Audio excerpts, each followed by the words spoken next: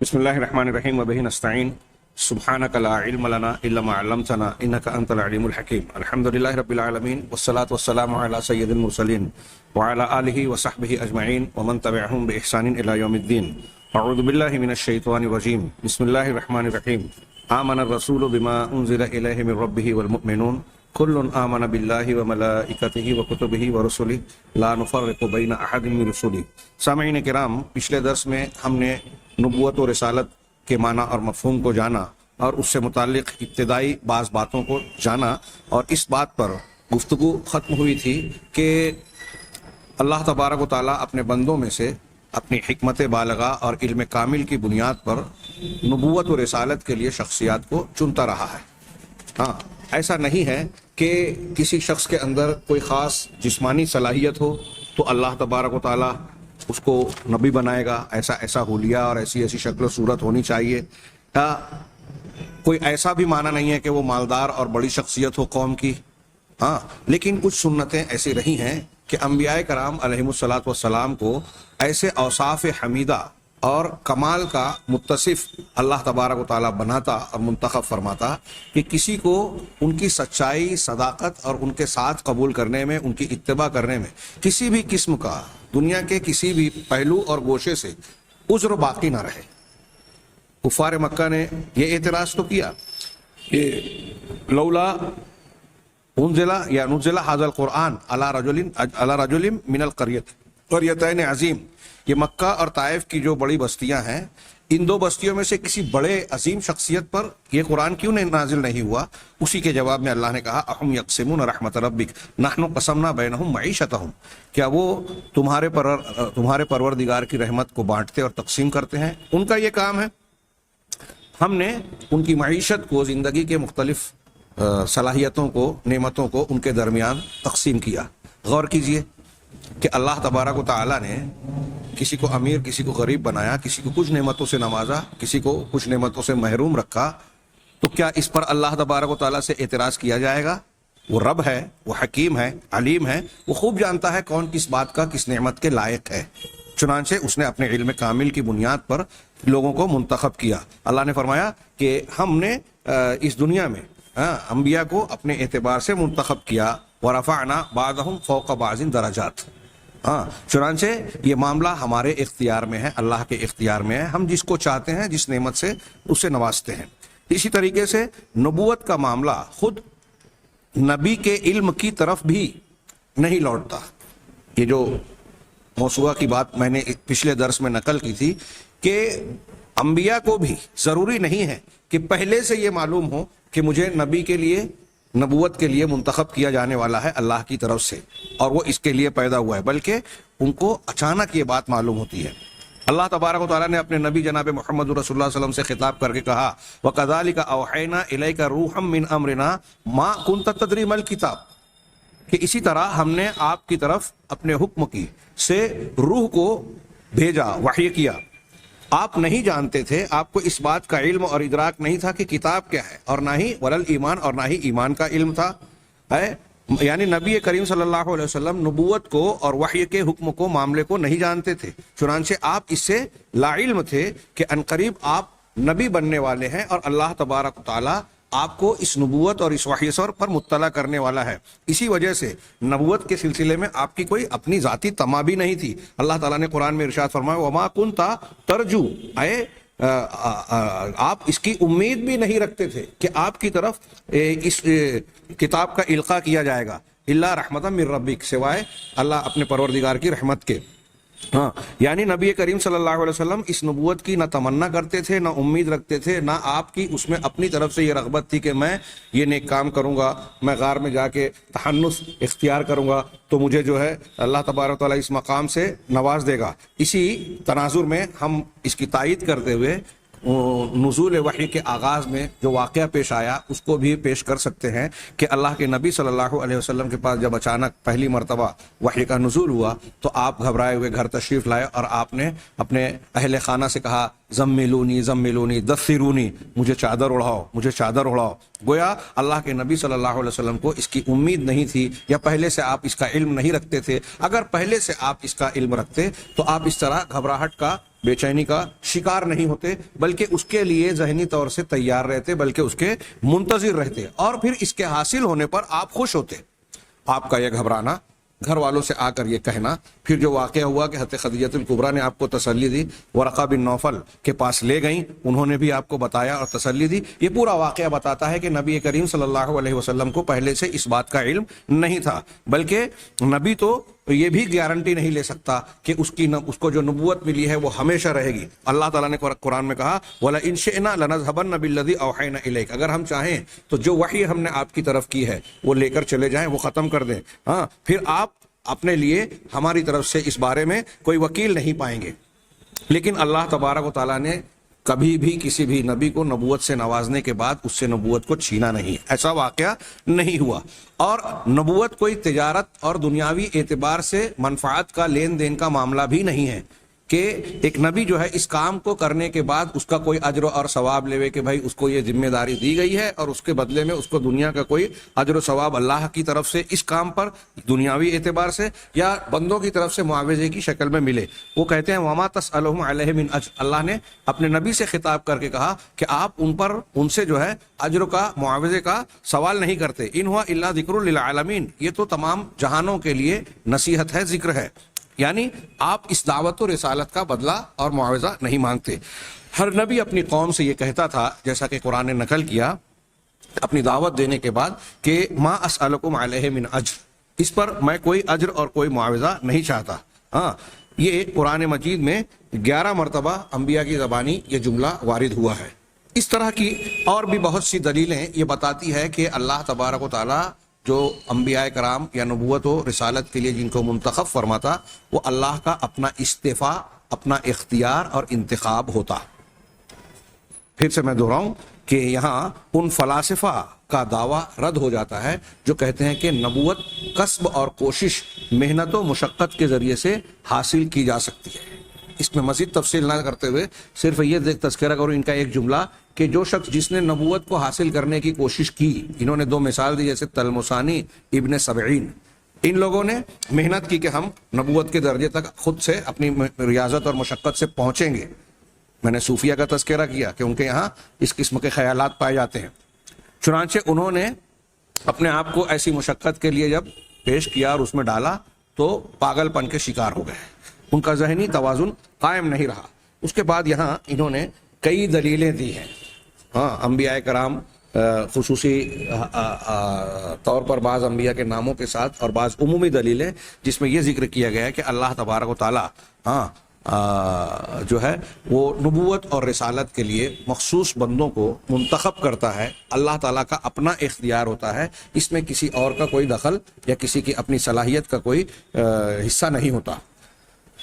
یہ نبوت اور رسالت، اللہ تبارک و تعالیٰ نے نبی کو نبی بنایا، رسول کو رسول بنا کر منتخب کیا، مختلف قوموں کی طرف انبیاء اور رسولوں کو یہ مقام عطا کر کے ان کو رہنمائی کے لیے متعین کیا بندوں کی۔ اس کی کیا اہمیت ہے، بندوں کو کیا ضرورت ہے، اس پر لمبی چوڑی گفتگو کی جا سکتی ہے، لیکن یہ موضوع کے چند مختصر نکات کی شکل میں بیان کروں۔ انہوں نے کہا، یہ کہتے ہیں کہ نبوت کی اہمیت ان امور سے، درج ذیل امور سے ظاہر ہوتی ہے۔ پہلی کہ بندے اپنی عقلوں کے ذریعے سے غیب کے امور نہیں جان سکتے۔ یہ میں نے تمہیدی کلمات میں یہ بات کہی تھی کہ دنیا کے جتنے علوم ہیں، تکوینی علوم جو کہلاتے ہیں، کائنات کے علوم، موجودات کے علوم، ان کو آپ تجربات سے، مشاہدات سے، ایک دوسرے سے سیکھ کر، بلکہ اللہ تبارک و تعالیٰ نے ان علوم کے سکھانے اور اس سلسلے میں انسانی دماغ کو آگے بڑھانے کے لیے یہ بھی انتظام کیا کہ بعض جانوروں کو انسان کا معلم بنا دیا۔ قرآن نے بتایا کہ حابیل اور قابل کے واقعے میں جب قابل نے حابیل کا قتل کر دیا تو اللہ اسے سمجھ نہیں آ رہا تھا کہ لاش کا کیا کیا جائے، اسے کیسے ٹھکانے لگایا جائے عام زبان میں۔ اللہ تعالیٰ نے فبعث اللہ غرابا، سورہ مائدہ میں ذکر ہے، اللہ تعالیٰ نے ایک کوہ بھیجا۔ کیوں بھیجا؟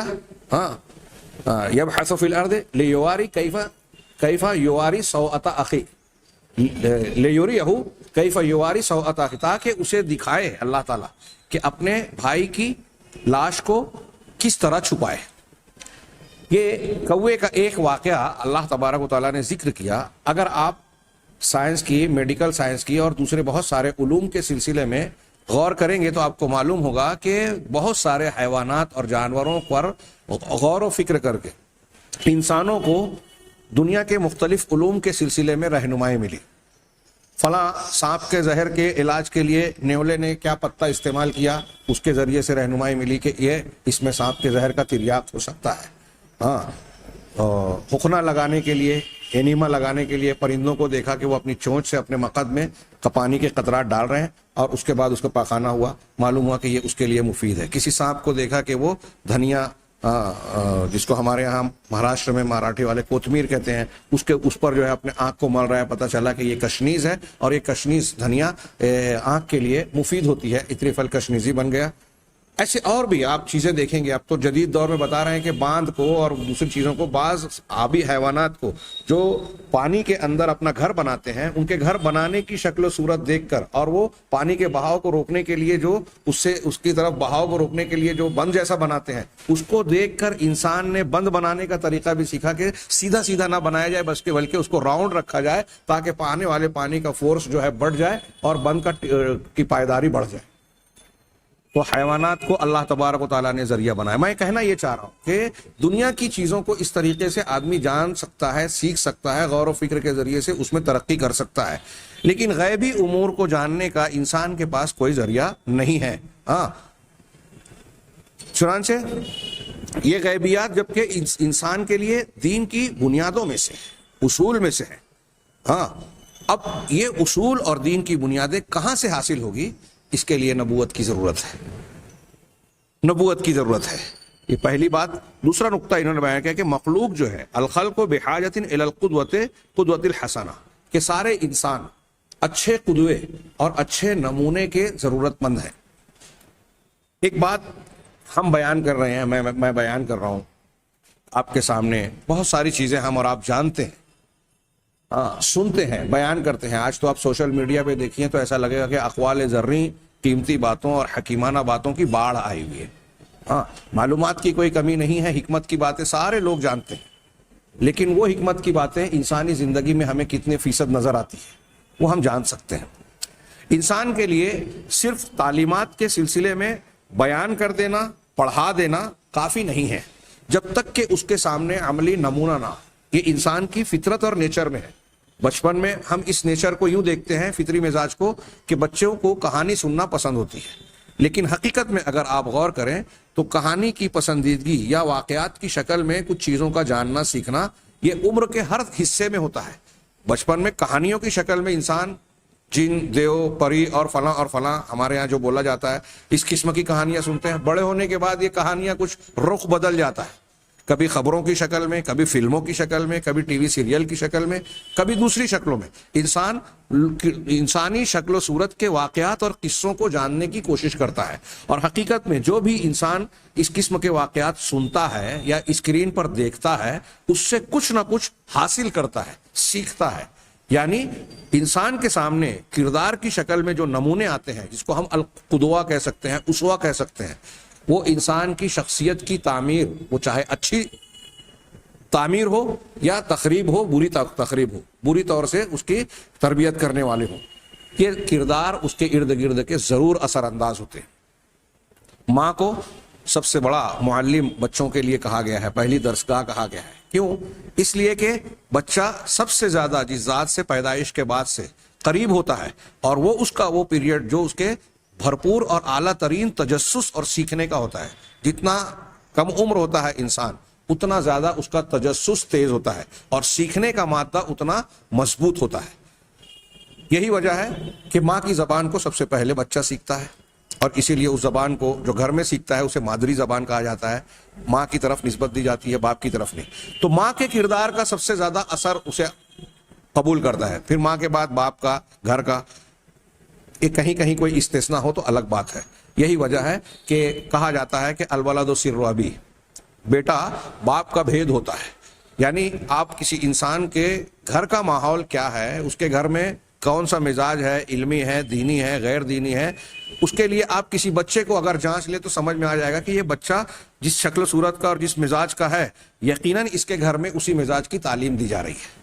اگر بچہ بات بات میں گالی دے رہا ہے تو اس کا مطلب اس کے گھر کا یہی ماحول ہے. اگر بچہ بات بات میں سبحان اللہ, الحمدللہ, جزاک اللہ, ہاں, اور پھر ملنے پر السلام علیکم ورحمۃ اللہ, اس قسم کی باتیں اور الفاظ استعمال کر رہا ہے, اس کا مطلب یہ کہ اس کے گھر کے ماحول میں یہ چیزیں موجود ہے, ہاں, دین پر عمل کیا جا رہا ہے. اگر وہ نماز کو جانتا سمجھتا ہے, اس کی اہمیت کو جانتا ہے, تو اس کا مطلب اس کے سامنے نماز کا قدوہ پیش ہو رہا ہے.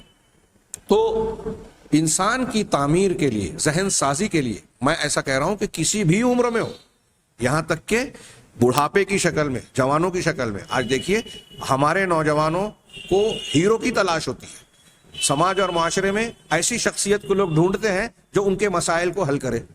ہاں, اسی نفسیات کی بنیاد پر ایسی فلمیں, ایسی کہانیاں, ایسی کتابیں جس میں ان کے اپنے منشے اور خیالات کے مطابق کوئی کردار اگر نظر آتا ہے تو انہیں وہ ہیرو نظر آنے لگتا ہے, آئیڈیل بنا لیتے ہیں. ایسا آئیڈیل حقیقی معنی میں اگر دیکھا جائے تو اللہ تبارک و تعالیٰ نے سارے انسانوں کے لیے انبیاء کو بنایا ہے. نبوت اور رسالت کے شکل میں جو شخصیات اللہ تبارک و تعالیٰ نے منتخب فرمائی اور اپنی نگرانی میں اپنی تعلیمات کے مطابق ان کو جس کردار اور عقیدے کا حامل بناتا ہے پروردگار, دراصل یہ لوگوں کی اس فطری ضرورت کی تکمیل ہے جو اپنی زندگی میں اصلاح کے لیے, کسی بلند مقام اور نصب العین کو پانے کے لیے کسی شخصیت اور کردار کو ڈھونڈتے ہیں. اگر آپ کی یہ ڈھونڈ اور تلاش ہے تو یہ تلاش ختم ہوگی نبوت کی شکل میں. اللہ کے نبی جناب محمد رسول اللہ صلی اللہ علیہ وسلم کو اسی لیے اللہ تبارک و تعالیٰ نے ہر اعتبار سے, ہم دلائل نبوت میں آپ کی پڑھیں گے, ہر اعتبار سے مکمل اور کامل انسان بنایا.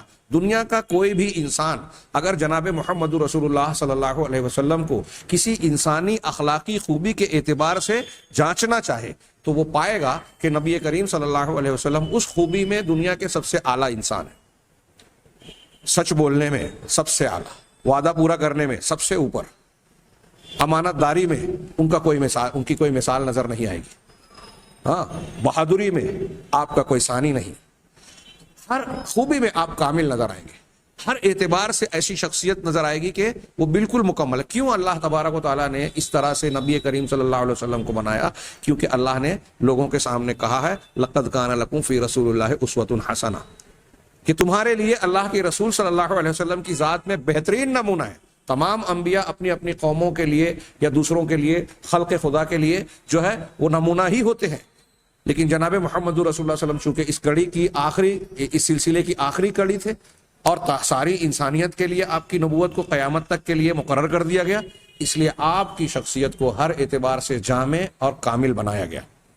چنانچہ اسی کی طرف اشارہ کر رہے ہیں کہ انسان اچھے قدوہ, بہترین نمونہ اور آئیڈیل کا محتاج ہے تاکہ اس کی نقل کرے, اس کو اپنے سامنے رکھے, اس کے نقش قدم پر چلے. اب آپ سوچئے کہ ہمیں اور آپ کو کسے آئیڈیل بنانا چاہیے. اللہ نے ہمارے لیے آئیڈیل انبیاء کو اور جناب محمد رسول اللہ صلی اللہ علیہ وسلم کو سب سے واضح طور سے نمونہ اور اسوہ بنایا ہے. اب یہ ہماری کوتاہیاں ہیں, خامیاں ہیں کہ آج نئی نسل کے لوگ اللہ کے نبی صلی اللہ علیہ وسلم کو چھوڑ کر غیر شخصیات کو, گھٹیا شخصیات کو, جو فلم اداکار ہیں, ایسے لوگ ہیں جو اپنے دنیا کے فائدوں کے لیے دین و ایمان بیچتے ہیں, جن کا زندگی میں کوئی اصول ضابطہ نہیں ہے, ان کو نمونہ بنا رہے ہیں. صرف ان کے اسکرین پر کچھ تصویریں دیکھ کر, کچھ فلمیں دیکھ کر, کچھ کھیل دیکھ کر, کرکٹرز ہیں, فٹ بالر ہیں, فلاں ہیں, ڈھما ہیں, کسی میدان کی مخصوص شخصیات ہیں. تو انسان جو ہے وہ اپنی زندگی کے سلسلے میں اچھے قدوے اور نمونے کا محتاج ہے, ضرورت مند ہے. چنانچہ نبوت کے جو حاملین شخصیات اللہ تبارک و تعالیٰ نے جن کو بنایا ہے وہ تمام مخلوقات کے لیے بہترین نمونہ ہے. ان سے اچھا جن کو اللہ نے انسانوں کے لیے نمونہ بنایا, آئیڈیل بنایا, کیا ان سے بہتر کوئی نمونہ ہو سکتا ہے؟ ان سے بہتر تو ہونے کی تو دور کی بات ہے, ان کے برابر ہونا بھی ناممکن ہے, ان کے آس پاس ہونا بھی بہت مشکل ہے. تو اللہ تبارک و تعالیٰ نے ان نبیوں کو مبعوث کر کے جہاں اپنے پیغام کا قاصد بنایا, لوگوں تک تعلیمات کے ذریعے کا واسطہ بنایا, غیبیات کو پہنچانے کا, وہیں ان کو دنیا کے انسانوں کے لیے قدوہ, نمونہ اور آئیڈیل بنایا, کیونکہ لوگوں کو آئیڈیل اور قدوے کی ضرورت ہوتی ہے فطری طور پر. تیسری چیز کہ نبوت میں فی نبوت تبصیر الناس بما خلق لہ من عبادت اللہ وحدہ، نبوت میں لوگوں کو وہ بات دکھائی جاتی ہے، بتائی جاتی ہے نبوت کے ذریعے سے جس کے لیے انسانوں کو پیدا کیا، یعنی زندگی کا حقیقی مقصد، زندگی کے راستے کو کامیابی سے گزارنے کا طریقہ، مقصد کے ساتھ ظاہر سی بات ہے کہ صحیح مقصد حاصل کرنے کے لیے صحیح طریقہ ہونا چاہیے۔ اب ہمارے یہاں لوگوں نے کہہ دیا کہ بھائی اچھائی ہے اور انسانیت اور فلاں اور وہ مختلف قسم کے نعرے کہ لوگوں کی ہمدردی مذہب اور تعلیم سے اس سے بلند ہو کر کہیں وطنیت کا نام کہیں انسانیت کا نام لگا کر لوگوں کو مذہب اور دین سے پھیرا جاتا ہے، ہٹایا جاتا ہے، بڑی خوبصورت انداز میں یہ سازش رچی جاتی ہے۔ ہاں، انسان کو لگتا ہے کہ یہ انسانیت کی بات کر رہا ہے۔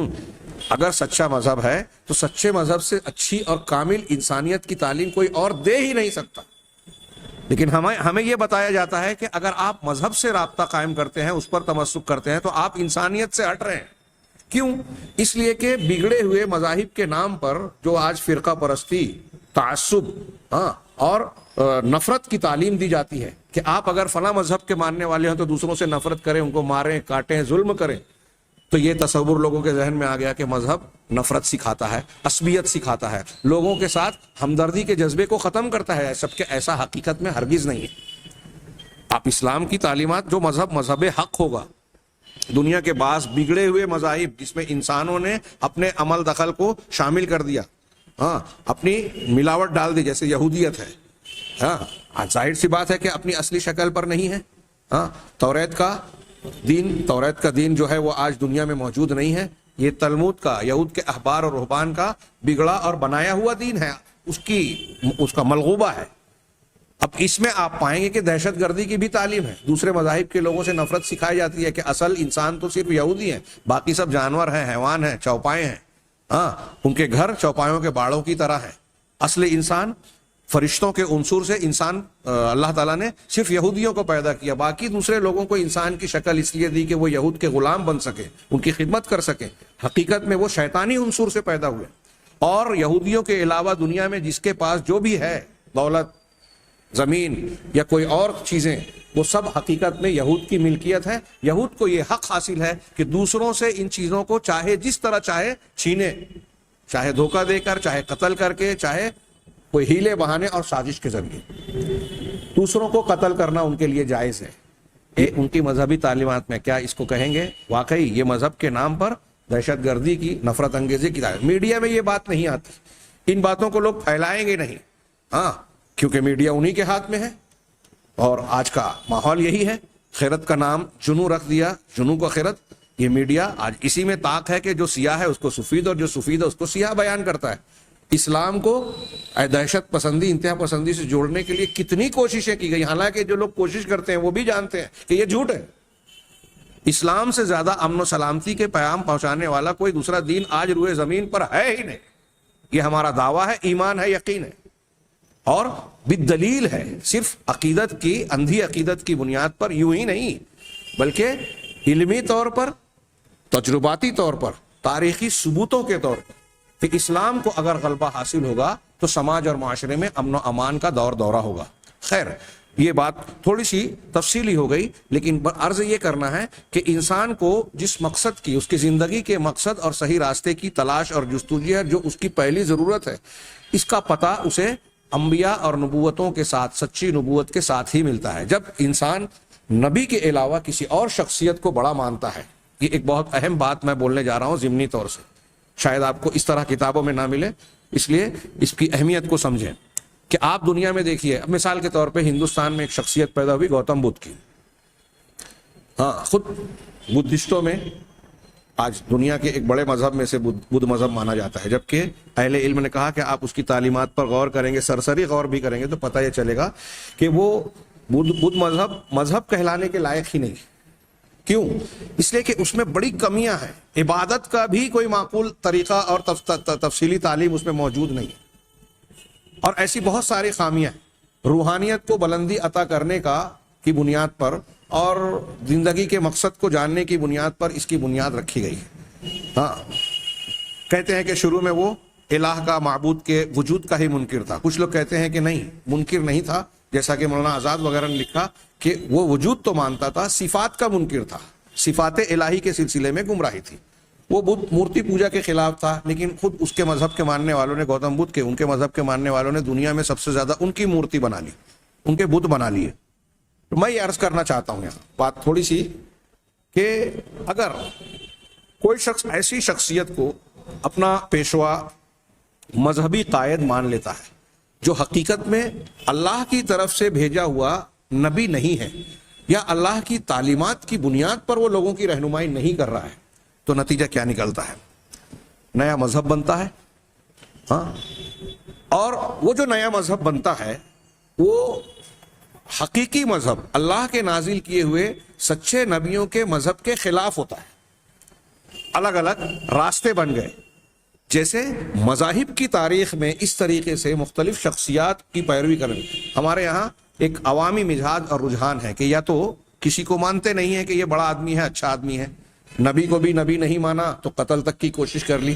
حضرت عیسیٰ علیہ السلام کو یہودیوں نے نبی بھی نہیں مانا، سولی پر چڑھانے کی کوشش کر ڈالی، اور جب مانا تو نصارہ نے مان کر ان کو جتنا مقام تھا اس سے بڑھا کر اللہ تعالیٰ سے ملا دیا، نعوذ باللہ بیٹا بنانے کی کوشش کی. اسی کو آپ دیکھیں گے کہ مذاہب کی تاریخ میں اگر کسی شخصیت کو لوگوں نے اچھا اور بڑا مان لیا کہ یہ نیک اور اچھا ہے، تو ہندی زبان کے تعبیر میں ہمارے مرحوم عبد الواحد بھائی بڑی اچھی تعبیر استعمال کرتے تھے کہ آدرنی اور پجنی. آدرنی یعنی کوئی ایسا انسان جو اچھائی کے سلسلے میں ہمارا نمونہ ہو سکتا ہے، اس آدرنی کو لوگوں نے پجنی بنا دیا. ہمارے یہاں کہتے ہیں ساؤتھ انڈیا میں، جنوبی ہندوستان کے غیر مسلموں میں ایک مزاج پایا جاتا ہے کہ اگر کسی شخصیت کا کوئی اچھا کردار، یہاں تک کہ حقیقت میں نہیں، فلموں میں بھی اگر بڑا کردار دیکھا کہ اس نے دیوی دیوتاؤں کا رول ادا کیا یا کچھ ایسے کردار نبھائے جس میں غریبوں کے مسائل کو حل کرنے والا مسیحا اس کو بیان کیا گیا، تو لوگ اس کی پوجا پاٹ شروع کر دیتے ہیں. یعنی ایک ایسی شخصیت جس کے کردار میں کچھ بھلائیاں نظر آئی تو اس کو عبادت کے لائق بنا دیا گیا. یہی گمراہی عام رہی ہے. یہاں ہم جو جنوبی ہندوستان کی یا کسی کو الہ کا درجہ دینے کی بات میں کہہ رہا ہوں، یہ بڑے پیمانے کی ہو گئی. اس سے کچھ کم درجے کی ہوتی ہے جب آپ الہ کا درجہ اگر نہ دے کر بھی کچھ ایسی چیزیں کرتے ہیں جو اللہ کی خصوصیت ہے. جیسے یہود و نصارہ نے اپنے علماء اور احبار اور رہبان کو رب کا درجہ دے دیا کہ یہ جو حلال کہیں حلال، یہ جو حرام کہیں حرام. اتخذوا احبارهم ورهبانهم اربابا. یہی چیز مسلمانوں میں بھی جاری ہے. آپ دیکھ رہے ہیں کہ کیسی افراط و تفریط ہے. ہمارے یہاں ایک شخصیت کی طرف نسبت کر کے ان پر ایسا اعتماد کیا گیا کہ اب دین اور شریعت کے ماننے کے سلسلے میں اسی شخصیت کو نشان بنا لیا گیا کہ اب انہی کی پیروی کریں گے. اسے تقلید کا نام دے دیا. تصوف کے سلسلے سے بیعت کر کے اس سے جوڑ دیا گیا کہ اس سلسلے کے مشائخ کی جو کچھ تعلیمات ہے بس اب اسی کو مانا جائے. اب اس کو ایسا مانا گیا کہ اللہ نے جس کو نبی بنایا ہے اس کے مقابلے میں اگر اس نے کچھ کہا تو اس کی بات مان لی جائے، نبی کی بات نہیں مانی جاتی. پھر بعد میں تنظیمیں، مختلف تحریکات. آج آپ دیکھ سکتے ہیں کہ ایک جماعت اسلامی کے شخصیت سے وابستہ شخصیت مولانا ابو الاعلیٰ مودودی رحمہ اللہ کو اس طرح مانتا ہے کہ اگر ان کی زبانی یا ان کا کوئی موافق کسی صحابی پر بھی ہدف طعن دراز کرے تو ان کی پیشانی پر بل نہیں آئے گا. لیکن مولانا ابو الاعلیٰ مودودی صاحب کو اگر آپ کچھ کہیں کہ ان سے یہ غلطی ہوئی، یہ خطا کی، انہوں نے یہ فلاں غلط کام کیا، ہاں، ولا اور برا کو مٹا کر شیعوں سے جو ہاتھ ملایا اور سنیوں کے سلسلے میں جو ہے وہ عقیدے کی بنیاد کو بنیاد نہیں رکھا، تو ان کی پیشانی پہ نہ صرف بل آئے گا بلکہ ہر جگہ بل آئے گا اور آپ کو طعن و تشنیع کا نشانہ بنائیں گے. یہی آپ اخوانیت میں دیکھیں گے، یہی آپ تصوف میں دیکھیں گے، یہی آپ حنفیت، شافعیت، مالکیت میں دیکھیں گے. ہاں، تو یہ جو معاملہ ہے کہ غیر نبی کو نبی کا مقام دے دینا، ہاں، اور پھر اس کی بنیاد پر مذہب کی بنیاد ڈالنا، یہ میں نے ضمناً اس سلسلے میں کہا. تو اللہ تبارک و تعالیٰ نے جس شخصیت کو جو مقام دیا ہے ضروری ہے کہ ہم اس کو اسی مقام پر رکھیں. اگر زندگی کے قواعد کو اور شریعت کو جاننا ہے تو اس کے لیے انسان کے پاس جو رہنما اور قائد بنا کر اللہ تبارک و تعالیٰ نے بھیجا ہے وہ صرف انبیاء کرام علیہ الصلوۃ والسلام ہے. اور آج کی تاریخ میں قیامت تک نبی کریم صلی اللہ علیہ وسلم جناب محمد رسول اللہ صلی اللہ علیہ وسلم اور آپ کی شخصیت، آپ کی سیرت اور آپ کی تعلیمات، اس کے علاوہ کوئی دوسری چیز ایسی نہیں ہے جس کے اوپر آنکھ بند کر کے دین اور مذہب کی طرح کی حیثیت سے اعتماد کیا جائے. کتنی بھی بڑی شخصیت ہو. حضرت موسیٰ اور عیسیٰ علیہ السلام کی شریعت بھی منسوخ کر دی اللہ تعالیٰ نے قرآن نے اور شریعت محمدی کے ذریعے سے. لہذا اب اس کی بھی پیروی نہیں کی جائے گی نبی کریم صلی اللہ علیہ وسلم کی شریعت کے مقابلے میں. آپ غور فرمائیے یہ کتنی بڑی حقیقت ہے، اور اس حقیقت سے دنیا کی کتنی بڑی بڑی شخصیات اور کتنی بڑی تعداد میں آنکھیں موندی ہوئی ہے، یہ جانتے ہوئے بھی۔ جانے دیجئے غیر مسلموں کی بات، مسلمانوں میں کتنے لوگ ہیں جنہوں نے انبیاء کی شخصیات کے مقام اور منصب پر اپنے بزرگوں، اپنے اماموں، اپنے پیروں کو بٹھا رکھا ہے۔ آپ ان سے اگر یہ کہیں، سوال کریں یا میری بات پہنچائیں کہ کیا آپ نے ایسا کیا ہے، تو کوئی بھی قبول نہیں کرے گا۔ زبانی طور سے کوئی یہ بات نہیں کہے گا کہ ہم اپنے پیر صاحب کو اور اپنے امام کو نبی کے برابر مانتے ہیں، لیکن پریکٹیکل میں، عملی طور پر حق دینے میں، تعامل اور برتاؤ میں انہوں نے انبیاء کے مقام اپنے اماموں کو دے رکھے ہیں۔ لہذا ایمان بالرسول کے اس باب کو اچھی طریقے سے سمجھیں اور جانیں کہ اللہ تبارک و تعالیٰ نے رسولوں کو لوگوں کے لیے نمونہ بنایا ہے۔ اگر کوئی امامت کے درجے کو پہنچے گا، کوئی اعلیٰ مقام کو حاصل کرے گا، تو انہی رسولوں کی اتباع کر کے پائے گا۔ اگر رسول کی مخالفت کوئی کرے گا تو وہ اعلیٰ مقام سے بلکہ ہدایت سے محروم ہو جائے گا۔ چنانچہ یہ رسول ہی ہیں جن کے ذریعے سے انسان کو اپنی زندگی کا صحیح مقصد اور صحیح راستہ معلوم ہوتا ہے۔ اللہ تبارک و تعالیٰ نے کہا وَمَا خَلَقْتُ الْجِنَّ وَالْإِنسَ إِلَّا لِيَعْبُدُونَ، میں نے انسانوں اور جنوں کو صرف اس لیے پیدا کیا کہ وہ صرف میری عبادت کریں۔ یہ تعلیم ہمیں رسول دیتے ہیں۔ اسی طرح قرآن نے کہا، سورہ حدید کی وہ آیت جو ہم پہلے پڑھ چکے ہیں، وَلَقَدْ أَرْسَلْنَا رُسُلَنَا بِالْبَيِّنَاتِ، یقیناً ہم نے اپنے رسولوں کو البینات، واضح اور روشن دلیلوں کے ساتھ بھیجا۔ ہاں، دلائل نبوت میں ہم اس کی تفصیلات جانیں گے۔ ہاں، بالبینات وانزلنا معهم الکتاب والمیزان، اور ان کے ساتھ ہم نے الکتاب اور المیزان کو نازل کیا۔ کتاب اور انصاف کا ترازو، انصاف کی ترازو۔ ہاں، کیوں؟ لیقوم الناس بالقسط، تاکہ لوگ انصاف کو قائم کرنے والے بنے، انصاف کو قائم کریں۔ اس کا مطلب رسولوں کی تعلیمات اگر ہم اور آپ اختیار کریں گے تو انصاف کر پائیں گے۔ اللہ تبارک و تعالیٰ نے انسان کو کی زندگی کا مقصد اور زندگی کا صحیح طریقہ کہ ہر حقدار کو اس کا حق دیا جائے، یعنی انصاف کیا جائے، یہ نبیوں کے ذریعے سے ہم کو بتایا ہے۔ اس کے لیے ہماری ضرورت تھی۔ اس 3-4 نکات جو ہم نے ابھی جانے، اس کے علاوہ بھی کئی پہلو سے اگر ہم غور کریں تو ہماری زندگی میں نبوت کے بغیر کام چل ہی نہیں سکتا، یہ ہمیں معلوم ہو جائے گا آسانی کے ساتھ۔ زندگی کی ایک اہم ترین ضرورت یہ ہے کہ انسان اللہ کی طرف سے بھیجے ہوئے نمائندوں یعنی رسولوں اور پیغمبروں کو مانے اور ان کی جو سچی تعلیمات ہے اس کو اختیار کرے۔ اس کے بغیر وہ دنیا میں نہ سعادت پا سکتا ہے، نہ آخرت میں کامیابی۔ یہ ایسا پیغام ہے جس کی ضرورت ہر وقت اور آج بھی دنیا کے سارے انسانوں کو ہے۔ آج دنیا میں بڑے بڑے فلسفے، تنظیمیں اور نہ جانے کیسے کیسے نعرے دعوے پائے جاتے ہیں، ادارے پائے جاتے ہیں، اقوام متحدہ کی شکل میں، بین الاقوامی فلاں اور فلاں کی شکل میں۔ ان تمام تک ہم کو یہ پیغام پہنچانا ہم پر فرض ہے کہ آپ اگر چاہتے ہیں کہ دنیا نجات کے راستے پہ جائے، امن و امان قائم ہو، لوگوں کو ہر شخص کو اس کا حق ملے، تو ضروری ہے کہ اللہ تبارک و تعالیٰ نے جو تعلیمات نازل کی ہیں ہر حقدار کو حق دینے کے لیے، اس کو اختیار کیا جائے۔ اور اس کو اختیار کرنے کا راستہ یہ ہے کہ نبوت کو مانا جائے۔ اور آج دنیا میں روئے زمین پر جو نبوت پور اعتماد، قابل اعتماد شکل میں موجود ہے، وہ صرف جناب محمد رسول اللہ صلی اللہ علیہ وسلم کی نبوت ہے، جس کے بارے میں ہم دلائل نبوت میں اللہ کے نبی صلی اللہ علیہ وسلم کی نبوت کی دلیلوں میں انشاءاللہ آئندہ پڑھیں گے۔ یہ اس میں بڑی اہم بحثیں آنے والی ہے۔ اللہ تبارک و تعالیٰ سے دعا ہے کہ وہ ہمیں صحیح ایمان اور صحیح علم عطا فرمائے اور صحیح عمل کی بھی توفیق بخشے۔ وآخر دعوانا الحمدللہ رب العالمین۔